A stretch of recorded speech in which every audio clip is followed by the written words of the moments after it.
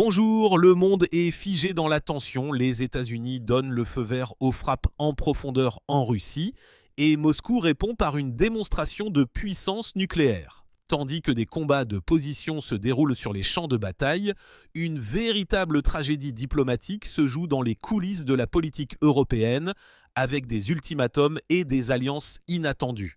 La Hongrie et la Slovaquie changent soudainement de cap et le président Trump annule une rencontre très attendue avec Poutine en présentant son propre plan de règlement. Les relations entre Washington et Moscou ont atteint un nouveau point d'ébullition. La Maison-Blanche, cédant à la pression, a franchi une étape sans précédent en levant les principales restrictions sur l'utilisation par l'Ukraine de missiles occidentaux à longue portée. Selon le Wall Street Journal, cette décision permet à Kiev d'intensifier les frappes contre des cibles situées en profondeur sur le territoire russe, ce qui accroît la pression sur le Kremlin. Et les premiers résultats n'ont pas tardé à se faire sentir. Littéralement cette semaine, des missiles de croisière franco-britanniques Storm Shadow ont, selon les médias occidentaux, frappé l'usine chimique de Bryansk. Cette initiative a marqué le début d'une nouvelle phase du conflit dans laquelle l'Ukraine se voit offrir la possibilité de mener une véritable campagne aérienne offensive. La réaction du président Trump a été ambiguë. D'une part, il a qualifié de fausse nouvelle l'annonce du feu vert des États-Unis, mais d'autre part, il a ajouté que l'Amérique n'avait rien à voir avec ces missiles, quelle que soit leur origine et leur mode d'utilisation. La réponse de Moscou a été immédiate et extrêmement dure. Dans le cadre d'exercices à grande échelle des forces nucléaires stratégiques, la Russie a effectué une série de lancements de démonstrations. Un missile balistique intercontinental Yars s'est envolé du cosmodrome de Plesetsk et a atteint avec succès une cible conventionnelle sur le terrain d'entraînement de Koura dans le kraï du Kamtchatka.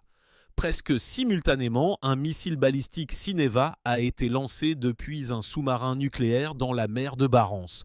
Pendant ce temps, des bombardiers stratégiques Tu-95MS étaient en vol et ont effectué des tirs de missiles de croisière aéroportés. Toutes les manœuvres se sont déroulées sous le contrôle personnel du président Poutine. La version officielle est une vérification de la coordination et des compétences pratiques des organes de commandement militaire. Cependant, à la Douma d'État, ces exercices ont été qualifiés de messages sans équivoque à l'Europe où, selon les députés, certains commencent à perdre le nord. Le vice-président de la commission de la défense de la Douma d'État, Alexei Jouravlev, a déclaré que pour refroidir l'ardeur des russophobes, il était nécessaire de démontrer périodiquement et de manière planifiée les capacités de l'armée russe et la portée de ses armements. Pendant ce temps, en Ukraine même, la tension intérieure monte en raison des méthodes de mobilisation. Un projet de loi a été déposé à la Verkhovna Rada, susceptible de modifier radicalement le fonctionnement des centres territoriaux de recrutement, ou TCK. L'auteur de l'initiative, le député du peuple Alexei Goncharenko, propose d'interdire aux commissaires militaires de vérifier les documents des hommes dans la rue et de leur remettre des convocations en dehors des locaux des TCK. Selon le député, le système des TCK est devenu un symbole de corruption, de violence et de la soi-disant bousification. Ce terme est né de nombreuses vidéos montrant des personnes traînées de force dans des minibus. Goncharenko affirme que les mesures de mobilisation s'accompagnent de plus en plus de détentions illégales, de passages gauze à tabac et d'enlèvements, et que les décisions concernant l'aptitude au service sont prises en quelques minutes. Le député appelle les autorités à rétablir immédiatement la légalité et la transparence dans le processus de mobilisation, avertissant que si l'on continue à fermer les yeux sur les abus, la situation pourrait devenir incontrôlable.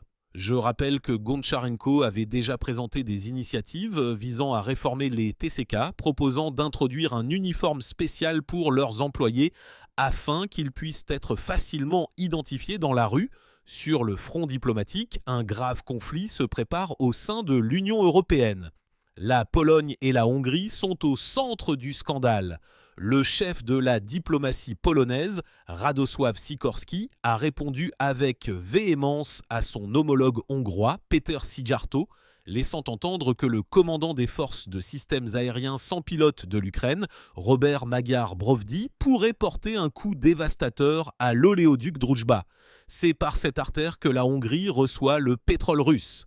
L'échange a commencé après que Szijjártó a critiqué la déclaration de Sikorski sur la possibilité théorique d'arrêter Poutine s'il se trouvait dans l'espace aérien polonais. Le ministre hongrois a demandé ironiquement de quel tribunal indépendant parlait Sikorski, rappelant la récente décision d'un tribunal polonais de ne pas extrader vers l'Allemagne un Ukrainien soupçonné de sabotage des gazoducs Nord Stream.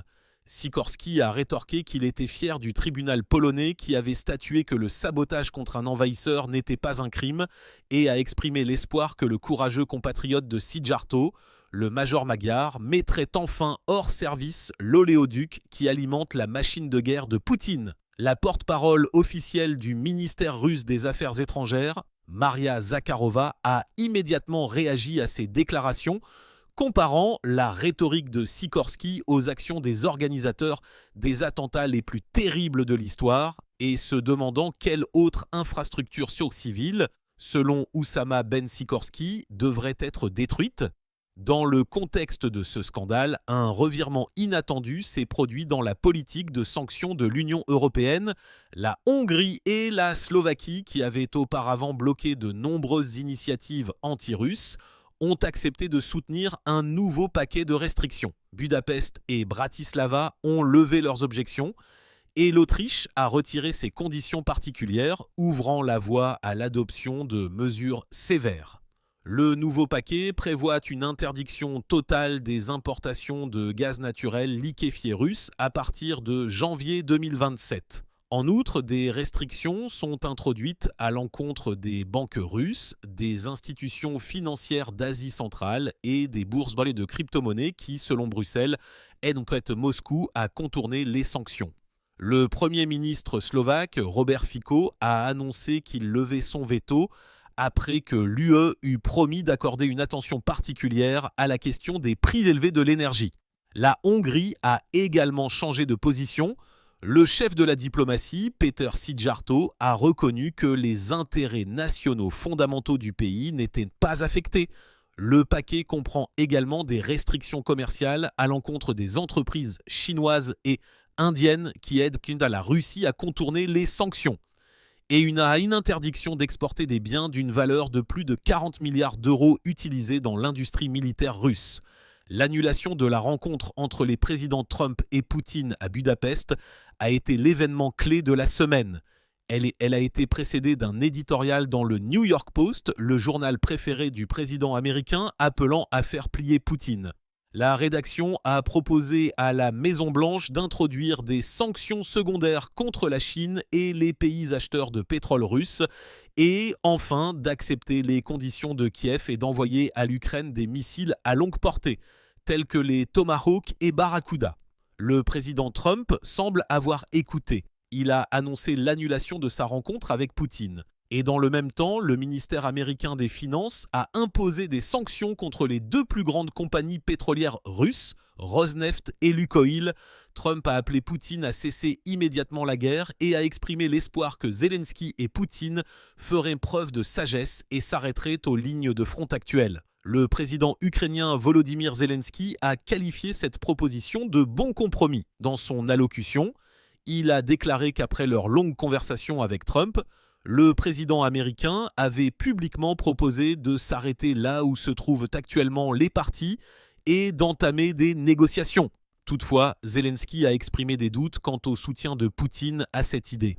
Le secrétaire général de l'OTAN, Mark Rutte, a pleinement soutenu cette initiative, déclarant que s'arrêter là où vous êtes est le message clé. De son côté, le représentant spécial de Poutine, Kirill Dmitriev, a rappelé à la Maison-Blanche que Trump lui-même avait précédemment appelé à la conclusion d'un traité de paix direct et non d'un simple cessez-le-feu. Et c'est précisément cette approche qui convient à la partie russe. Des informations alarmantes arrivent des régions russes. À Stavropol, dans le 204e quartier de la ville, près de l'unité militaire 247 du régiment d'assaut aéroporté, une explosion s'est produite, un engin inconnu a explosé dans une poubelle à un arrêt de trolleybus, blessant une femme. Une deuxième explosion plus puissante a retenti dans la région de Tcheliabinsk, dans la ville de Kopeisk, sur le territoire d'une usine de plastique. On fait état d'au moins 4 morts. Les correspondants militaires russes laissent déjà entendre qu'il pourrait s'agir d'une opération des services spéciaux ukrainiens ciblant une entreprise stratégique située en profondeur sur le territoire. Dans ce contexte, le président Poutine a signé un décret visant à faire appel à des militaires de réserve pour protéger les raffineries de pétrole et les infrastructures critiques. Pour la première fois, il est prévu de faire officiellement appel à des réservistes pour garder les raffineries de pétrole, les installations énergétiques et les transports dans tout le pays. Moscou assure qu'il ne s'agit pas d'une nouvelle vague de mobilisation. Les réservistes resteront dans leur région et ne seront pas envoyés dans les tranchées. Leur tâche sera de protéger les installations contre les attaques de drones. Des prévisions de plus en plus alarmantes émanent de Paris. Le chef d'état-major des armées françaises, le général Fabien Mandon, a déclaré que l'armée française devait être prête à un affrontement direct avec la Russie dans les 3 à 4 prochaines années. Selon lui, la situation pourrait dégénérer en une confrontation militaire ouverte entre la Russie et les pays de l'OTAN si l'Europe fait preuve de faiblesse. Le général estime que la Russie considère les pays européens comme collectivement faibles et qu'elle pourrait être tentée de poursuivre la guerre sur le continent. En réponse, le service de renseignement extérieur russe a déclaré que c'était l'OTAN qui se préparait à mener des opérations de combat contre la Russie. Selon les renseignements russes, Moscou suit de près les actions des pays de l'Alliance et estime que leurs populations sont soumises à un travail de propagande et que les dirigeants européens mettent en œuvre des scénarios de mobilisation. Une guerre de l'information se poursuit sur la ligne de front où chaque camp revendique ses succès. L'état-major général des forces armées ukrainiennes a annoncé que les troupes d'assaut aéroportées avaient chassé les forces russes du village de Koutchereviar dans la direction de Dobropolye. Au cours de l'opération, plus d'une centaine de soldats russes ont été faits prisonniers. Dans le village libéré, les militaires ukrainiens ont hissé le drapeau national.